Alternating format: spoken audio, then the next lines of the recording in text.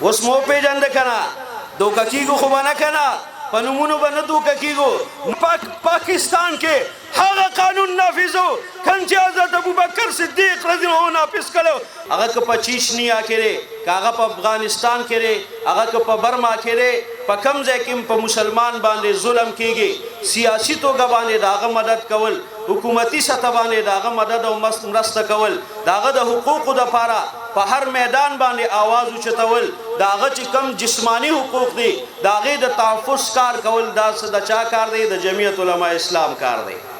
باقی زمونږ مشرانو یو دوه جماعتونه جوړ کړي چې زمونږ اکابر وی دا غیر سیاسي دي غیر سیاسي معنی دا نه ده چیرې مونږ وایو دا سیاسي ځکه په پاکستان کې چې کم سړی اوسېږي دا به سیاسي وي چې د چا شناختي کارت شته د ووټ شته چې شناختي کارت شته نو بیا ووټ اچي خو ظلم مونږ سره دا کیږي چې کله نور خلک سیاست کوي یو بیروکریټسي کوي یو ډاکټري کوي یو جرنلي کوي وای دته خیر دی خو چې کله مولا سیاست کوي نو زمونږ خلک په بیا اعتراض کوي الکه ستام شناختي کارت دی زمام شناختي کارت دی تم د ملک باشنده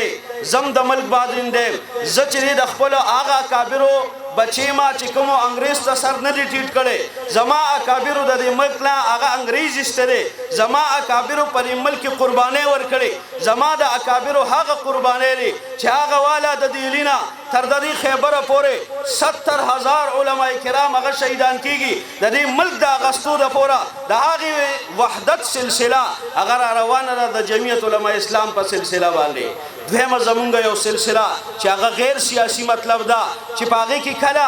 څوک د نبی علیه الصلاة والسلام په ناموس باندې حمله کوي زما د مسلمانانو په عقایدو باندې حمله کوي څوک د صحابه کرامو په عزت باندې حمله کوي څوک د دین اسلام په ذات باندې حمله کوي څوک په قرآن باندې حمله کوي څوک په دین اسلام باندې حمله کوي زما د مسلمان رور نه ایمان وړي د هغې ایمان د حفاظت دپاره چې کوم جومات زما اکابرو جوړ کړی د هغې ته وایي عالمي مجلس تحفظ ختم نبوت اوس مو پیژنده که نه دوکه کیږو خو به نه که نه په نومونو به نه دوکه کیږو نوم وپیژنئ عالمي مجلس تحفظ ختم نبوت دا چې په کومه دنیا په کم ګوټ کې کم خلک د نبي علیه الصلاة والسلام په ناموس باندې حملاور وي کم خلک چې د ازواج مطهرات په ناموس باندې حمله کوي کم خلک چې د قرآن په ذات باندې حمله کوي کم خلک چې د الله په شان کې ګستاخي کوي د هغې خلکو لاره نیول دا د عالمي مجلس تحفظ ختم نبوت کار دی نو لاره به یې نشو که نه انشاءالله دی جومات سره به وفا کوو که نه انشاءالله دا جومات ته چې څوک په بدو سترګو ګوري د هغه سترګې به وباسو که نه انشاءالله بهرحال دریم جومات هغه تبلیغي جومات دی هغه د اعمالو د ترویج دپاره کار کوي په تمامه دنیا کې د هغې ثمرات تاسو وینئ چې هغه خلک چې د دین نه لرې وي هغه خلک چې د اسلام نه لرې وي دغه یوه لار ده چې په هغې باندې راشي پوډریان هغه خلک چې نشیان هغه خلک چې د دین سره څه تعلق نشته هم د دغې جومات په برکت سره کوم ځای ته راځي هغه تهجد گزار جوړیږي او نن سبا چې د مدرسو مطالعه وکړو 90% هغه خلک مدرسو ته راځي چې د هغې یا پلار تبلیغي دی یا رور تبلیغی دی یا تره تبلیغی دی د تبلیغ سره دا زما د اکابرو متفقه جومات نور جوماتونه جوړ شوي دي چا ځان له یو جومات جوړ کړی دی چا بل چا ځان له یو جومات جوړ کړی هغه متفقه چې دی نه دی متفقه دا 3 جوماتونه دي په تمامه دنیا کې اگر چې عالمي مجلس تحفظ ختم نبوت د دې ابتدام د هندوستان نه شوې ده د جمعیت علما اسلام ابتدام د هندوستان نه شوې ده او د تبلیغي جومات ابتدام د هندوستان نه شوې چې کله متحده هندوستانو بهرحال خو زمونږ اکابرو بیا ټولو د دې تایید کړی دی نو د دې جوماتونو به تایید کوو که نه انشاءالله څوک چې ورته بد ګوري سات به ورسره نه ورکوو که نه انشاءالله مخه به یې نیسو که نه به انشاءالله بهرحال عزتمندو مسلمانانو وروڼو اوس عالمي مجلس تحفظ ختم نبوت چې زما د اکابرو کوم جومات دی د دې تسلسل دا ما چې وي چې شروع شوي صرف د هندوستان نه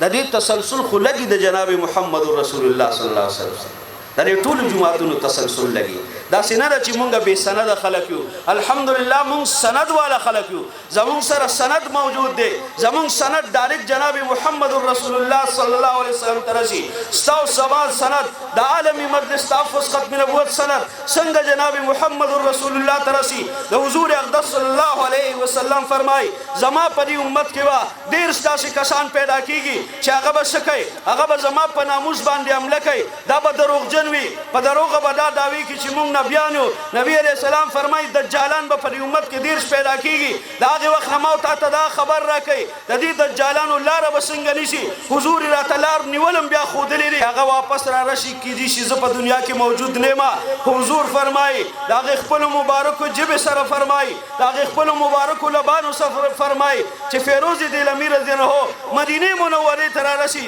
زه په دنیا کې موجود نه یم. خو فیروز دهلوي رضی الله ته دا خوشخبري ورکړي چې زه جناب محمد رسول الله زه به په حوض کوثر باندې د حضرت فیروز دهلوي رضی الله انتظار کوم او د خپلو لاسو مبارکو سره به ورته له حوض کوثر نه اوبه ورکوم. ابتدا د هغې ځای نه شوې ده. ابتدا نن نه ده چې موږ د ختم نبوت ناره لګو. دا ابتدا نن نه ده. بیا ورپسې راشه اول د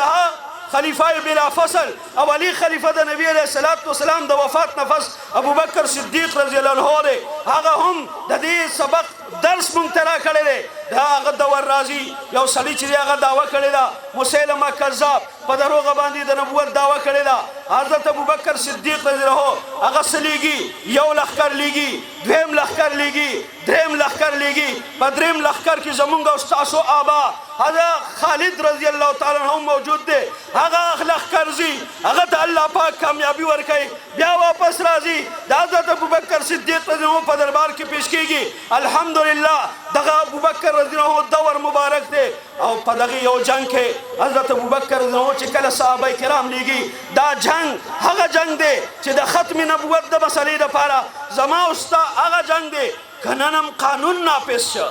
که نن هم قانون نافذ شه او کلم د دې ملک مشر مولانا فضل الرحمن شه نو انشاءالله مونږ په پاکستان کې هغه قانون نافذو کوم چې حضرت ابو بکر صدیق رضی الله عنه نافذ کړو.